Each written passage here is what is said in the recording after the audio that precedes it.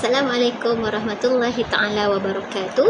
Alhamdulillahirabbil alamin wassalatu wassalamu ala asyrafil anbiya wal mursalin sayyidina Muhammad wa ala alihi washabihi ajma'in. Qala rabbi shrah li sadri wa yassir li amri wahlul 'uqdatam min lisani yafqahu qawli. Alhamdulillah, syukur kepada Allah SWT hari ini dapat lagi kita meneruskan edisi usrah kita pada bulan Mac ini, dan insya-Allah saya ditakdirkan untuk membawa dalam slot untuk perbincangan perbincangan am berkenaan dengan tajuk Isra' Mi'raj dan pengalaman dan pengajarannya. Sebelum tu saya Harun Azimah binti Abdul Aziz selaku nakibah untuk Majlis Guru Pasti kawasan Kuala Kera. Jadi saya teruskan dengan poin kita iaitu tajuk Isra' Mi'raj dan pengajarannya. Jadi sahabat-sahabat MGP yang dikasihi Allah sekalian, Isra' Mi'raj merupakan satu perjalanan baginda Nabi SAW pada waktu malam, yang mana dia merupakan satu malam kemuliaan yang dikurniakan kepada Nabi SAW selepas baginda berdakwah dalam keadaan yang penuh dengan mihnah dan tribulasi lebih kurang 10 tahun di kota Makkah Al-Mukarramah. Jadi Isra' Mi'raj ni dalam sudut dengan kata yang lainnya ialah dia merupakan satu hadiah, satu balasan atas kesedihan Rasulullah, dan Allah membawa Rasulullah dalam satu perjalanan yang sangat istimewa dibawa ke Sidratul Muntaha. Jadi Rasulullah diangkat naik ke langit pada malam daripada langit yang pertama hingga ke langit yang ketujuh pada peristiwa Isra' dan Mi'raj ni. Kisah ini merupakan satu perjalanan Rasulullah daripada kota Mekah ke Masjidil Aqsa. Masya-Allah, jauh sangat lebih kurang jarak dia memang tak masuk di akal kita lah, lebih kurang 1250 km. Memang jauh sangat. Daripada Johor ke Perlis pun tak sampai ke jarak itulah. Dan disebabkan itu ramai orang di kalangan orang-orang yang beriman mula dah menjadi kufur sebab tak percaya dengan perkara-perkara yang tak dilogikkan. Tapi Allah itu maha mengatasi segala apa yang tak boleh difikir oleh manusia ni. Jadi baginda SAW lebih-lebih lagi lah apabila mendapat kabaran berita ini, supaya Rasulullah perlu melakukan satu perjalanan yang mengambil masa tidak sampai satu malam. Lagi tak logik kan? Lagi tak logiknya. Jadi kita hanya menggunakan logik akal semata-mata, maka kita akan menolak dengan serta-merta perkabaran ini dengan akal. Tapi kalau kita fikir dengan keajaiban Allah Subhanahu Wa Taala ataupun dengan kekuasaan Allah, sebenarnya Allah mengatasi lebih daripada itu. Jadi firman Allah Subhanahu Wa Taala dalam surah Al-Isra' ayat yang pertama yang berbunyi, a'udzubillahi minasyaitonirrajim, subhanallazi asra bi 'abdihi lailan minal masjidil haram ilal masjidil aqsal ladzi barakna haulahu linuriyahu min ayatina innahu huwas samiul basir. Sadaqallahul azim. Maha suci Allah yang telah memperjalankan hamba-Nya yakni Muhammad pada satu malam daripada Masjidil Haram ke Al-Masjidil Aqsa, dan kami berkati di sekelilingnya, dan kami memperlihatkan kepadanya tanda-tanda kekuasaan dan kebesaran Nabi. Sesungguhnya Allah jualah yang maha mendengar lagi maha mengetahui. Pada awalnya Allah memerintahkan supaya didirikan salat itu kepada 50 waktu. Namun Nabi SAW memohon agar dikurangkan sehinggalah perintah Allah, perintah solat menjadi 5 waktu sehari semalam seperti hari ini.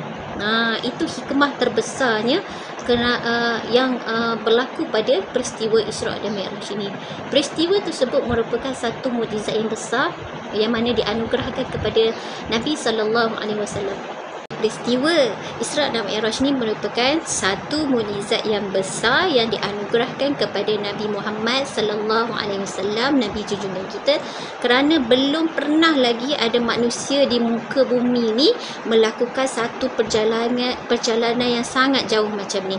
Jadi baginda bukan saja diperjalankan daripada Masjidil Haram ke Masjidil Aqsa, bahkan Rasulullah telah diangkat sehingga ke Sidratul Muntaha untuk sampai ke langit yang ketujuh. sebelum terjadinya Isra Mi'raj ni, Rasulullah menghadapi banyak sangat ujian yang sangat berat dalam usaha dakwah menyebarkan agama Islam. Antaranya Rasulullah pernah diusir dan ditolak oleh penduduk di kota Taif. Rasulullah juga pernah kehilangan 2 orang yang sangat-sangat Rasulullah sayang, yang sangat penting dalam kehidupannya, iaitu isteri baginda sendiri, iaitu Siti Khadijah, dan juga bapa saudara yang banyak sangat membantu baginda dalam memperjuangkan agama Islam, iaitu Abu Talib. Oleh kerana itu, Isra Mi'raj ini merupakan satu imbuhan ataupun hadiah yang dikurniakan kepada Rasulullah SAW pada tahun yang sama, juga dipanggil sebagai tahun kesedihan. Baginda Rasulullah menerima perintah Allah Subhanahu Taala untuk mengerjakan solat 5 waktu juga. Itulah hikmah yang paling terbesar sekali dalam kehidupan Rasulullah dan seterusnya umat Islam. Perintah ini diturunkan secara langsung oleh Allah Subhanahu Taala kepada baginda tanpa adanya perantaraan malaikat Jibril, seperti sebelum-sebelum ni lah. Maksudnya sebelum ada wahyu, kalau ada peristiwa wahyu diturunkan, tetapi ya ini indirect lah, berkaitan dengan solat. Walaupun begitu, pada awalnya Allah memerintahkan didirikan sebanyak 50 waktu, tapi Nabi minta kurang untuk keselesaan dan untuk kemudahan umat akhir zaman nanti. Perintah ini dipegang, sangat-sangat dipegang erat oleh Rasulullah SAW, dan baginda rasa sangat menitik beratkan kepada umat Islam supaya tidak meninggalkan solat 5 waktu ini, kerana ia merupakan tiang utama umat Islam dan kunci agar diterima segala amalan dekat dunia. Kalau ikutkan, inilah jenayah paling besar sekali untuk umat Islam kalau kita tinggalkan. Jadi kita perhatikan dan kita selami kisah ini, maka kita akan dapati bahawa perintah solat itu adalah satu perintah yang sangat besar, sehingga Allah Subhanahu Wa Taala menjemput Nabi menerima sendiri suruhan untuk mengerjakan solat 5 waktu. InsyaAllahu Akbar. Jadi disebabkan itu jugalah terdapat banyak juga ayat yang mana Allah perintahkan supaya manusia sendiri meminta pertolongan kepada Allah dengan mengerjakan solat. Wasta'inu bis-sabri was-salah. Ya.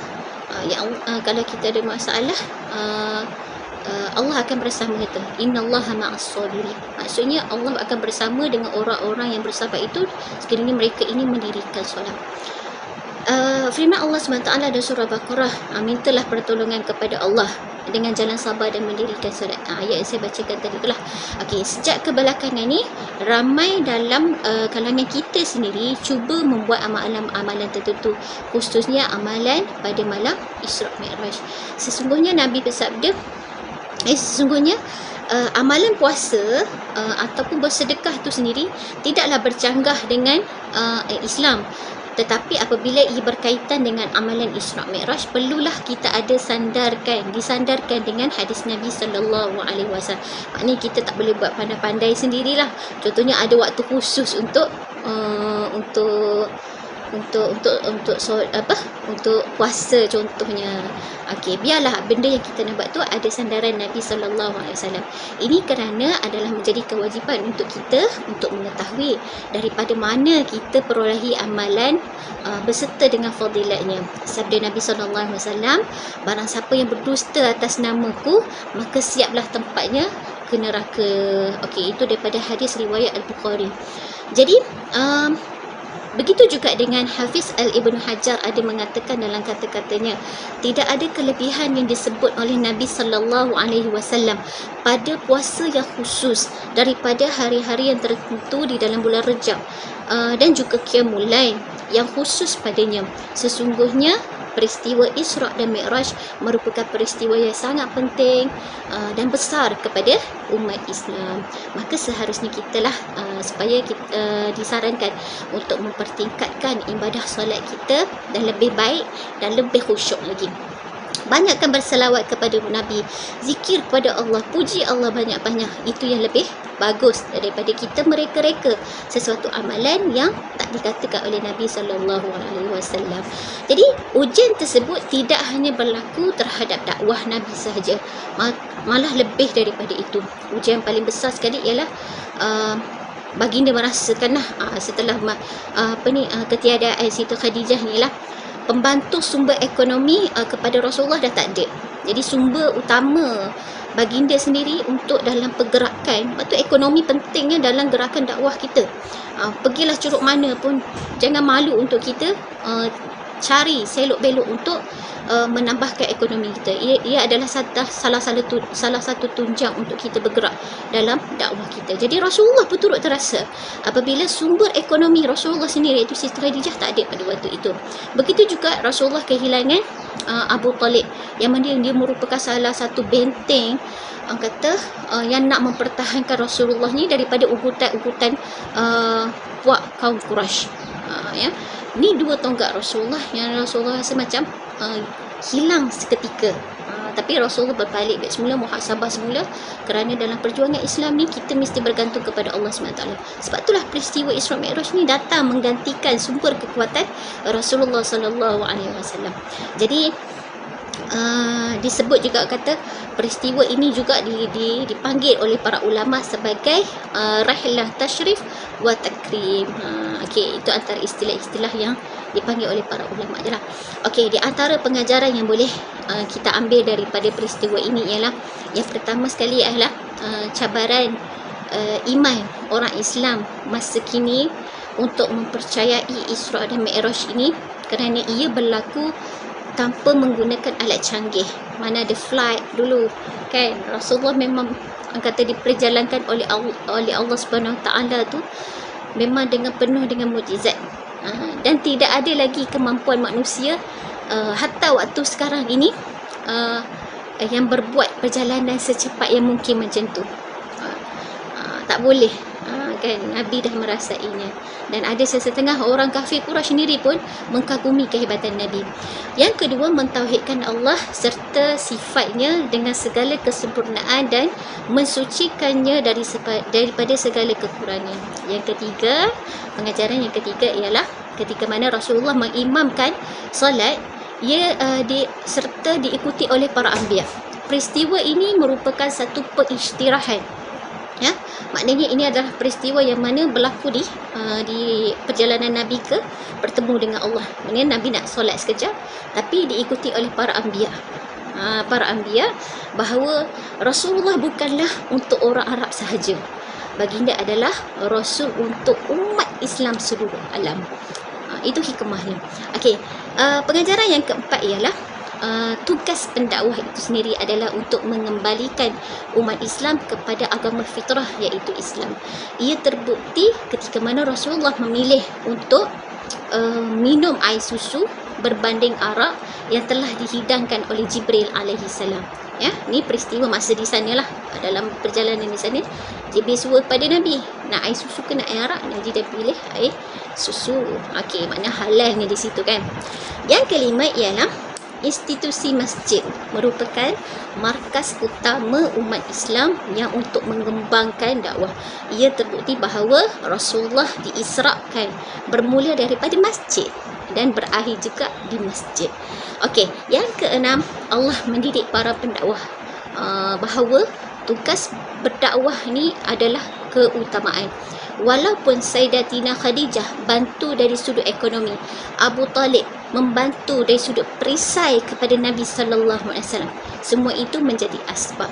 Yakinlah bahawa yang membuka hidayah adalah Allah Subhanahu taala. Jadi menjadi asbab kepada perjuangan Nabi sallallahu alaihi wasallam. Jadi di sini juga saya rasa ini membuat satu rumusan akifi bersama dengan sahabat-sahabat MCP sekalian.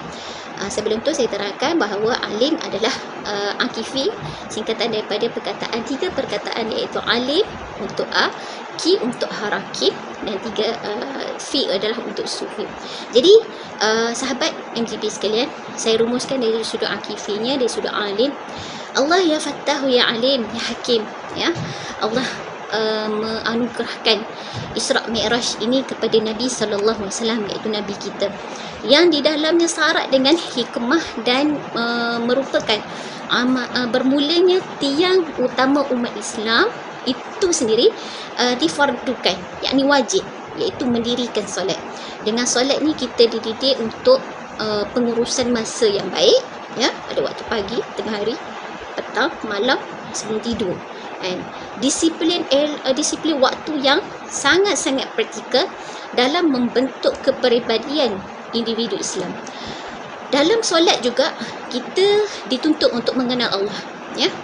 Buat apa tu nak buat solat kalau kita tak kenal apa yang kita nak solatkan? Okey, jadi dia adalah untuk mengenal Allah dari sudut akidah. Maknanya sebelum kita nak belajar, sebelum kita nak solat, perlu kita kena ada ilmu untuk apa yang perlu dibaca dalam solat kita. Kemudian dari sudut ilmu fiknya, iaitu disiplin cara pelaksanaan solat yang sebenar. Kenapa solat subuh 2, Zuhur 4, kenapa Maghrib 3, kenapa Isyak 4, kenapa Asar 4. Semuanya ada hikmah-hikmah yang tertentu yang terkandung dalam hukum fiqh. Dan banyak lagi ilmu yang harus digali kerana itu adalah amal utama yang akan ditanya oleh Allah Subhanahu Wa Taala. Untuk hierarki pula ialah Isra' Mi'raj ni juga kita boleh lihat fungsinya adalah untuk membina peribadi yang mulia dengan menyemai nilai-nilai positif umat Islam, orang mukmin, ketika mana mereka diuji dengan keimanan mereka. Nabi SAW diuji ketika mana kepimpinan Rasulullah dicabar ketat untuk membuktikan betul-betul Islam itu ada utuhnya.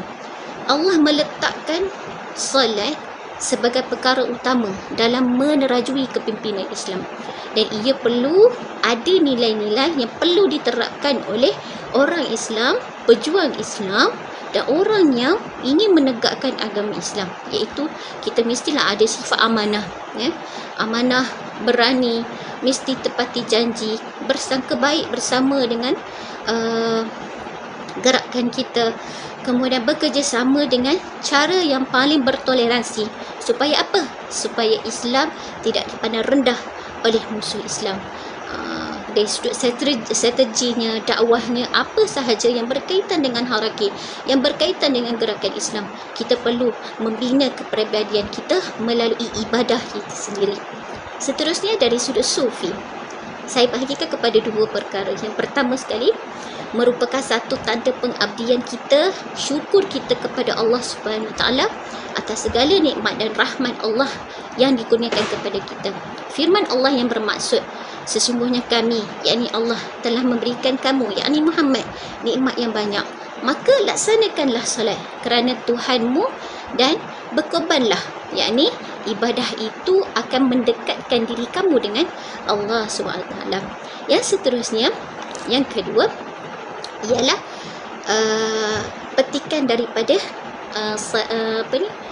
ayat Al-Quran yang berbunyi wa aqimus salah inna salata tanha 'anil fahsya'i wal munkar wa dzikrillah akbar wallahu ya'lamu ma tasna'un, ya.